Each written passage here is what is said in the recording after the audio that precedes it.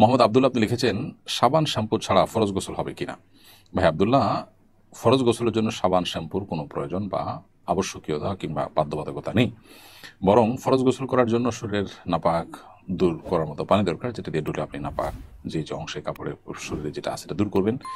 এছাড়া পুরো শরীরের মাথা থেকে পা পর্যন্ত শরীরের সমস্ত অঙ্গ প্রত্যঙ্গগুলো ধৌত করবেন, নাকে পানি দিবেন, কুলি করবেন, কানের যতদূর পর্যন্ত স্বাভাবিকভাবে পানি যায় সেই জায়গা পর্যন্ত পানি পৌঁছানোর চেষ্টা করবেন। শরীরের আঙুলের চিপা বা অন্যান্য যে যে সমস্ত জায়গা পানি পৌঁছানো সহজে সম্ভব সেই জায়গাগুলোতে সবগুলোতে পানি পৌঁছে গোসল করবেন। ব্যাস এটুকু করলে ফরজ গোসল আদায় হয়ে যাবে। সাবান শ্যাম্পু ব্যবহার করা এটা ফরজ গোসল আদায় হওয়ার জন্য কোনো শর্ত নয়। এরপরে লাবণ্য সরকার আপনি লিখেছেন, আমার স্বামী আমাকে ঝগড়ার সময় বলেছে আমাকে আর কোনোদিন ঘরে তুলবে না। এতে কি আমাদের তালাক হয়ে গিয়েছে? এখন করণীয় কি? বোন লাবণ্য, রাগের সময় এমন কথা যদি স্বামী বলেন যেটার অর্থ বা মিনিং তালাক হতে পারে, এটাকে তালাকে কেনায়া বলে।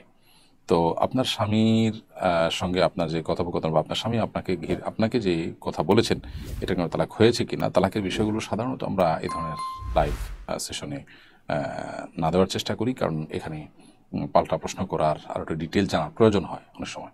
সেজন্য আপনাকে আমরা বিনয়ের সাথে বলতে চাই যে আমাদের অফিসে আপনি আসলে ফাউন্ডেশন অফিস টাইমে ফোন দিলে ইনশাল্লাহ আপনি উত্তর পেতে পারেন। এছাড়াও আপনার আশেপাশে কোনো দারুল ইফতাতে যোগাযোগ করে আপনি প্রশ্ন উত্তর নিতে পারেন।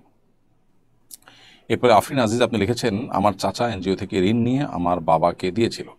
আমার চাচা কিছুদিন আগে মারা গেছেন, এনজিও তার ঋণ মওকুফ করে দিয়েছে, কিন্তু টাকাটা তো নিয়েছে আমার বাবা। সেক্ষেত্রে আমার বাবার করণীয় কি? আমার বাবা কিভাবে এই ঋণ পরিশোধ করবেন? বোন আফরিন, আপনার চাচা যে ঋণ নিয়েছেন এবং সেটা তার মৃত্যুর কারণে আপনি বলছেন মওকুফও করে দেওয়া হয়েছে, খুব ভালো কথা।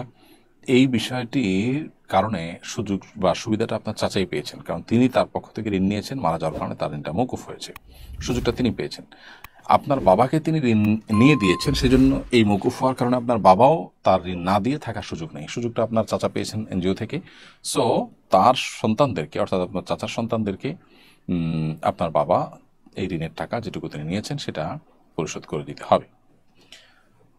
এরপরে প্রশ্ন করেছেন ইসরাত জাহান চৌধুরী, আপনি লিখেছেন, আমি নামাজে রেগুলার হতে পারছি না, কি করলে রেগুলার হতে পারি? বোন ইসরাত, আপনি শুধু না, অনেকে আছেন আমাদের সমাজে যারা নিজেদেরকে মুসলমান পরিচয় দেন অথচ তারা নামাজে নিয়মিত হতে পারছেন না। এই সমস্ত ভাই বোনদের প্রতি আমাদের অনুরোধ যে নামাজের গুরুত্ব, নামাজের ইম্পর্টেন্সি, এটির ওপর যে সমস্ত বক্তব্য আছে কিংবা যে সমস্ত বই পুস্তক আছে, যে বই পুস্তক আপনাকে অনেক বেশি মোটিভেটেড করতে পারবে বলে আপনি মনে করেন সেরকম বই পুস্তক আপনি পড়তে পারেন। এগুলো আপনাকে ইনশাল্লাহ হয়তো নামাজের প্রতি গুরুত্ব, তারপর নামাজের ইম্পর্টেন্সি এটা বুঝতে আপনাকে হেল্প করবে, সাহায্য করবে। এছাড়া নামাজি ব্যক্তি বা নামাজের পরিবেশ এগুলোতে যদি আপনি থাকেন তাহলে ইনশাআল্লাহ হয়তো নামাজ পড়া, নামাজি ব্যক্তির কাছে বা নামাজের পরিবেশের মধ্যে, নামাজিদের পরিবেশ যদি আপনি থাকেন তাহলে ইনশাআল্লাহ বিদিনিল্লাহ আপনার নামাজ পড়ার মতো পরিবেশ তৈরি হবে, মানসিকতা তৈরি হবে ইনশাআল্লাহ তাআলা।